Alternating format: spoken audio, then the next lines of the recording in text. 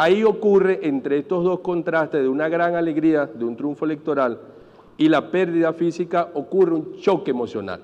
Es decir, se centra el imperialismo, el adversario centra su foco de ataque en la emocionalidad, en la subjetividad de la base social de apoyo del chavismo.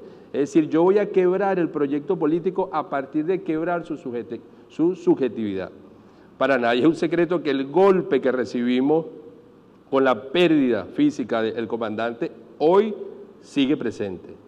Creo que miente quien diga que ya se superó el golpe emocional de la partida física del comandante.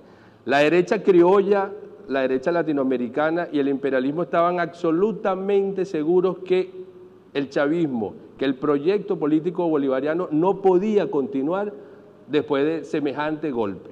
Ojo, las consecuencias en el plano electoral están ahí. En las elecciones que se dan en abril, nosotros perdemos en relación a las pasadas elecciones de octubre casi 600.000 votos y ellos inmediatamente suben casi 800.000 votos y se dan los resultados que ocurren en abril, donde gana el presidente Nicolás Maduro con 50.61% de los votos versus el nefasto personaje que saca 49,12%. Cualquiera puede decir, bueno, pero eso es una victoria pírrica, pero cuando tú contextualizas y estudias, dimensionas la magnitud de la estrategia y del golpe emocional que recibía el chavismo, fue lo que llevó a que esa derecha diera plena garantía de que el proyecto político no podía continuar. O sea, era imposible que el chavismo, que el proyecto político bolivariano continuara después de la partida física del comandante Chávez. Y resulta que no ocurrió. Resulta que el liderazgo del presidente Nicolás Maduro pudo concretar la continuidad del proyecto político bolivariano. Y eso hay que darle su justo valor. Ahí es donde nosotros colocamos como uno de los primeros, o como el primer gran logro del presidente Nicolás Maduro. Después de esto, donde se garantiza la continuidad del proyecto político, viene un segundo momento, y es Nicolás Maduro, ya que no pude quebrar el proyecto político a través de la derrota electoral, obviamente viene una segunda estrategia, que es el presidente Nicolás Maduro será leal o traidor al legado de Chávez. ¿Y esto por qué? Bueno, porque para nadie es un secreto que en la historia política de Venezuela son bastantes los casos de traición. Y efectivamente esa derecha jugó a que ese hombre llamado Nicolás Maduro iba a traicionar el legado de Chávez. Más allá de las inverosímiles afirmaciones que hace una llamada izquierda trasnochada que intenta llamar al presidente neoliberal, traidor, hoy no hay ninguna duda de que el presidente Nicolás Maduro ha sido una persona absolutamente leal al comandante Chávez. O sea, para nadie en su sano juicio, que sea lo más objetivo posible, puede dudar que el proyecto bolivariano sigue siendo un proyecto antiimperialista y socialista. Eso quiere decir que el presidente Nicolás Maduro ha mantenido la lealtad al comandante Chávez. Segundo logro, entonces tenemos a un hombre leal al legado del comandante Chávez. Entonces ya en este segundo momento la derecha tampoco pudo quebrar el proyecto político a través de la traición. En el primer momento no lo pudo hacer a través de la derrota electoral, en el segundo momento no lo pudo hacer a través de la traición. Después, obviamente, una derecha que no le ha dado un segundo de tregua al presidente y al proyecto político, ni un segundo, y no exagero cuando afirmo esto. En el tercer hito de análisis llegamos ya al año 2015. El tercer y el cuarto hito están relacionados al tema económico, es decir, el 2015 y la orden imperial de decretar a Venezuela como una amenaza inusual y extraordinaria para la seguridad de los Estados Unidos y las catastróficas consecuencias que se han generado, todos las sufrimos, aquí nadie es de la trama PDVSA cripto, aquí todos somos trabajadores, aquí todos nos sudamos la mortadela y el pan que llevamos para nuestra casa. Todos los días sabemos cuál es la dimensión de las consecuencias de esa feroz agresión que se inició a partir de este decreto imperial en el 2015.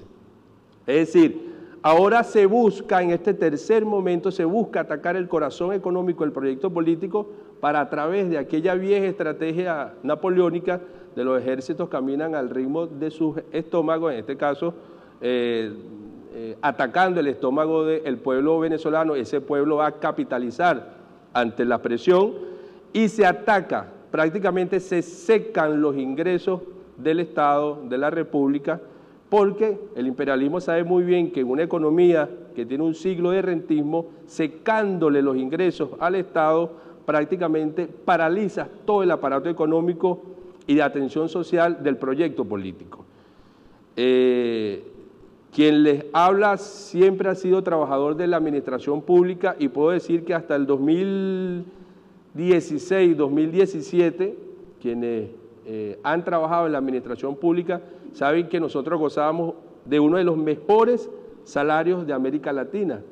El pueblo venezolano tenía uno de los mayores poderes adquisitivos de América Latina. Eso se vino abajo de manera abrupta, producto, repito, de las sanciones, producto del impacto de la agresión imperial. Hago hincapié en esto para quienes quieren decir que el proyecto bolivariano no aumenta hoy salario porque no quiere aumentar, porque es un gobierno hambriador, etcétera. No, el gobierno ha demostrado que cuando tiene plata lo primero que privilegia es el ingreso de los trabajadores. En este sentido, el presidente tuvo el reto de ver cómo echa adelante un gobierno, cómo hace gestión de gobierno con ingresos prácticamente ínfimos. Es decir, cómo yo hago gobierno sin papá petróleo. Y eso que subestimaban al presidente y que decían que no iba a tener capacidad operativa, capacidad de respuesta, 10 años después se dan cuenta que el presidente, aún llevándolo con ingresos petroleros prácticamente a cero, siguió adelante con el proyecto político. Entonces, acá tenemos a Maduro, al presidente Nicolás Maduro, que responde a la pregunta de cómo hacer gobierno sin papá petróleo. Él nos ha enseñado de cómo hacer gobierno prácticamente sin dinero. Entonces, ese es otro gran logro que nosotros debemos reconocer. Obviamente, esa dimensión económica estaba acompañada, como todos sabemos, de una agenda política de desestabilización. Para nadie es un secreto acá la famosa salida del señor del asesino, Leopoldo López. Para nadie es un secreto la famosa estrategia de la última cola que se dio en el 2015 y cuyos resultados electorales están ahí. Estamos hablando todavía de un segmento de tiempo donde la base social de apoyo del chavismo estaba golpeada emocionalmente por la pérdida física del comandante. Es decir, estamos hablando de un momento donde la derecha combina el ataque en lo económico con un ataque en lo político, con un nivel de violencia que en el caso de los que vivimos en Caracas tenemos absoluta claridad de cómo la llevaron a cabo, el tema de las guarimbas, cuántos muertos, la señora esta que por la Candelaria, creo que fue, le lanzaron un matero, y dice, o sea, una cosa dantesca. Contra eso se enfrentó el presidente y la derecha intentó llevar al presidente a que asumiera decisiones de represión y de usar los cuerpos de seguridad del Estado para atacar a una derecha en posiciones extremistas. ¿Cuál fue la respuesta del presidente? Más diálogo y más democracia. Y 2 años después el presidente llama a la Asamblea Nacional Constituyente. Es decir, quienes apostaron a que el presidente saque las tanquetas para reprimir, el presidente sacó el voto y la voluntad popular para seguir manteniendo para garantizar la continuidad del proyecto político bolivariano. Es decir, en condiciones extremas, el presidente apostó nuevamente al pueblo y el pueblo respondió. Acá tenemos entonces a Maduro como el presidente, el hombre de diálogo, el demócrata por convicción. Después volvemos al tema económico, porque todo este ataque al corazón económico nuestro lleva, de alguna manera, obliga de alguna manera al jefe de Estado y al proyecto político a tomar grandes decisiones. Es decir, ya yo no tengo los ingresos que tenía en el pasado, pero necesito darle respuesta al pueblo y necesito darle continuidad al proyecto político. Y se dan algunas decisiones en el plano estratégico, que por eso concluimos nosotros en este punto con Maduro el estratega, porque se da una especie de reingeniería en el qué hacer y en el cómo hacerlo. Ante el minimizar mis ingresos petroleros, yo apuesto ahora a un esquema de alianza estratégica con nuestros hermanos mayores, China, Rusia, en el sector gubernamental y otro esquema de alianza estratégica con actores privados. Es decir, yo busco maneras sin sacrificar principios de cómo obtener recursos para seguir dando respuesta al pueblo venezolano en los elementos fundamentales. Cuando digo elementos fundamentales, ¿a qué me refiero? Me refiero a salud, me refiero a educación y me refiero a alimentación. Y aquí se comienzan a dar algunos, insisto, algunos cambios estructurales en el viejo modelo rentista petrolero y el nuevo modelo que intenta buscar la construcción de una economía productiva y diversificada. Es decir, el presidente aprovechó un contexto, una coyuntura tan compleja para impulsar lo que algunos catedráticos consideraban que ocurrirían algunas décadas después. Entonces, sin duda alguna, no reconocer que esta decisión y el carácter de estratega del presidente creo que sería bastante egoísta. Después seguimos con la claridad estratégica de identificar dónde está concentrado el ataque y dónde debe defenderse la revolución. Identificar dónde el enemigo está atacando es fundamental, eso no es fácil.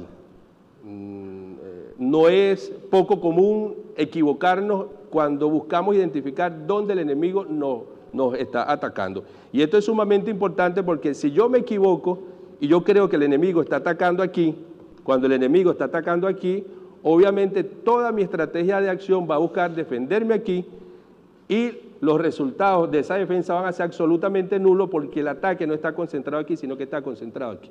El presidente ha identificado muy bien hoy dónde está concentrado el ataque.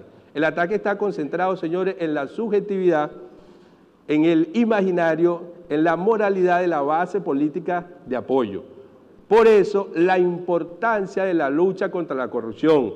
Por eso, la importancia que hoy tiene la operación Caiga Quien Caiga, porque efectivamente el enemigo ha concentrado, ha entendido que con un ataque exógeno en el plano económico yo no he podido derrotar al chavismo, yo no he podido poner fin al proyecto político. Yo necesito ahora combinar ese ataque a esa realidad objetiva en el plano económico con un ataque a la realidad subjetiva de esa base política. Es decir, yo necesito desmoralizar, yo necesito desmovilizar al chavismo. Es decir, yo necesito que esos 8.185.120 votantes por el chavismo se desmovilicen, no salgan a votar por el proyecto político. Y ahí es un poco la explicación, grosso modo, de por qué el ataque está concentrado en ese punto. El presidente lo identificó muy bien y por eso, insisto, en la importancia y la decisión de la operación Caiga Quien Caiga y la defensa de la base moral.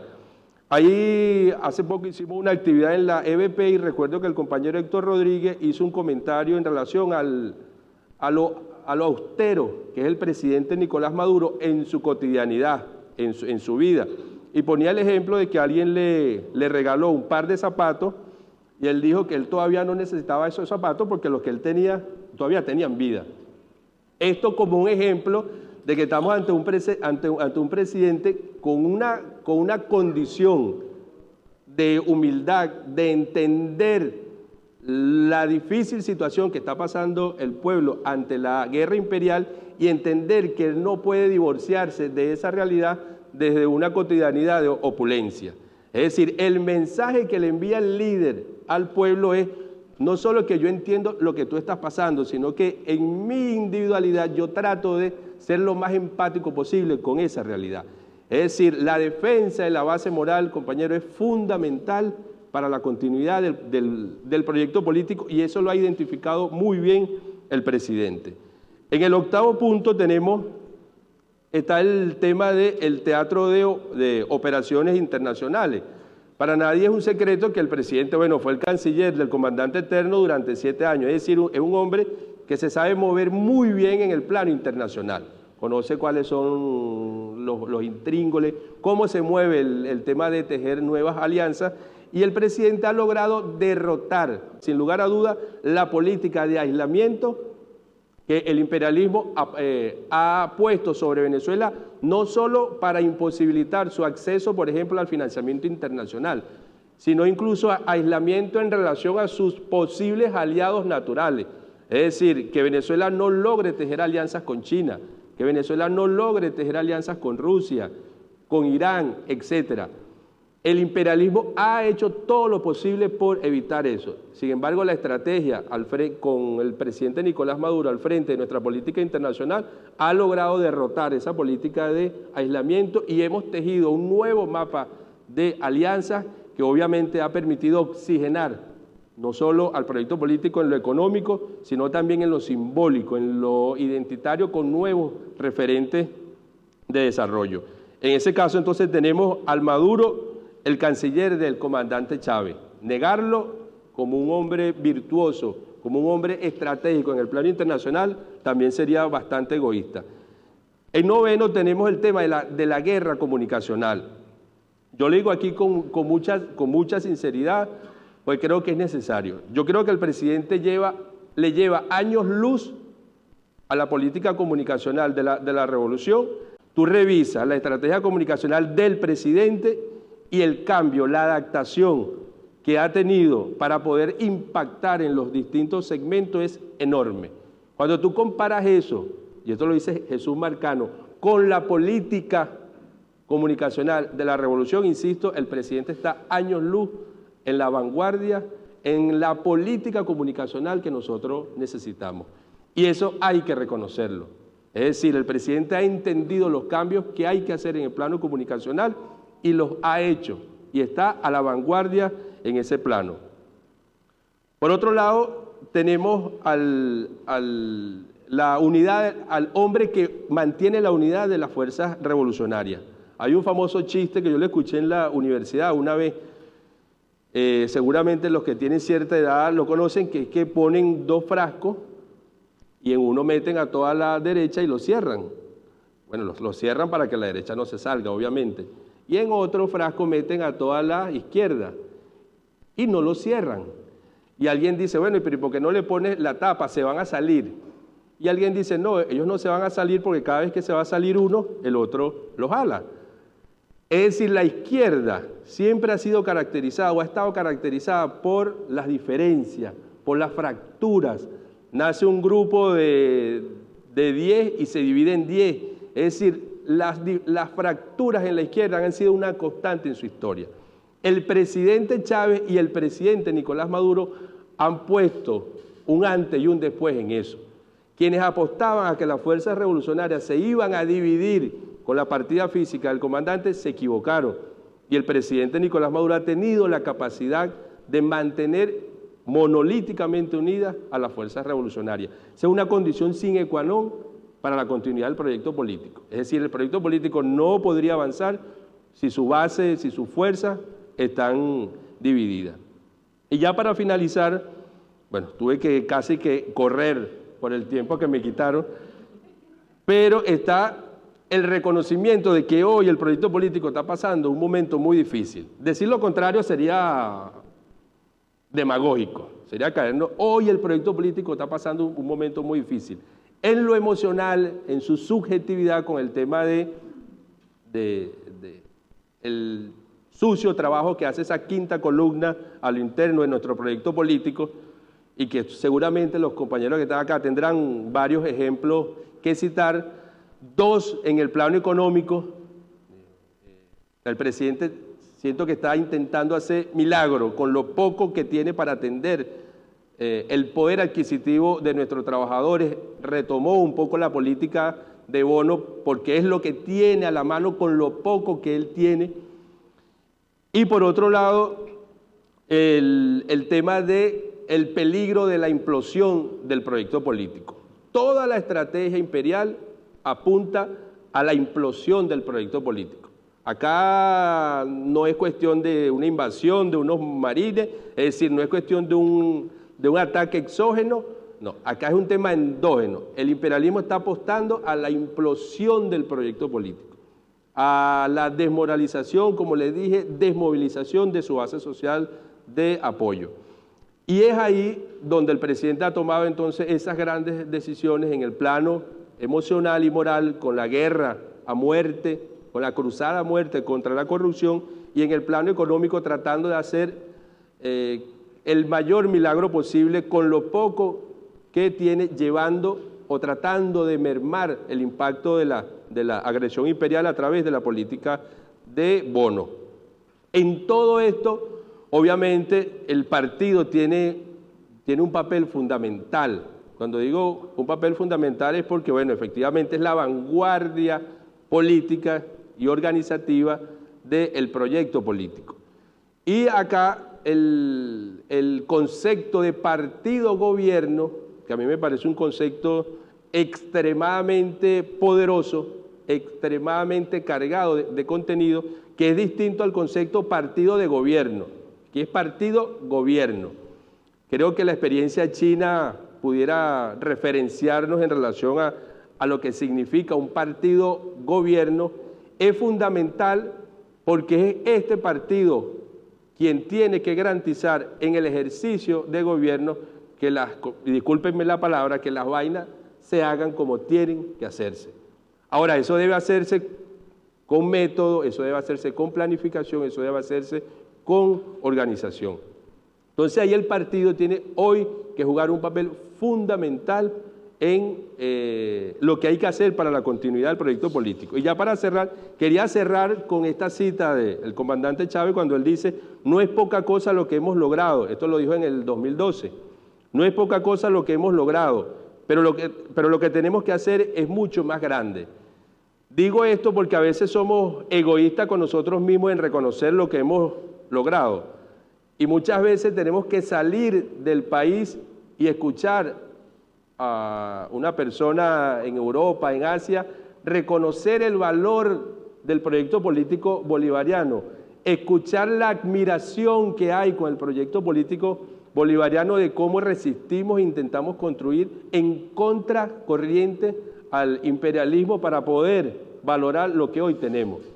Señores, lo que hemos logrado en esta última década es extraordinario. Como dije al principio, la derecha apostaba a que con la partida física del comandante Chávez esto se acababa. Y no solo que hemos resistido, sino que hemos resistido a las peores condiciones, sino que hay un pueblo que ha dado el mensaje de que yo voy a seguir resistiendo siempre y cuando entienda que el proyecto político está cargado de moralidad, de honestidad, de transparencia, y yo te voy a acompañar. Entonces ahí es importantísimo que nos reconozcamos en el trabajo que cada uno de ustedes, hombres y mujeres, hace a diario en sus comunidades, en sus áreas de acción para garantizar la continuidad del proyecto político.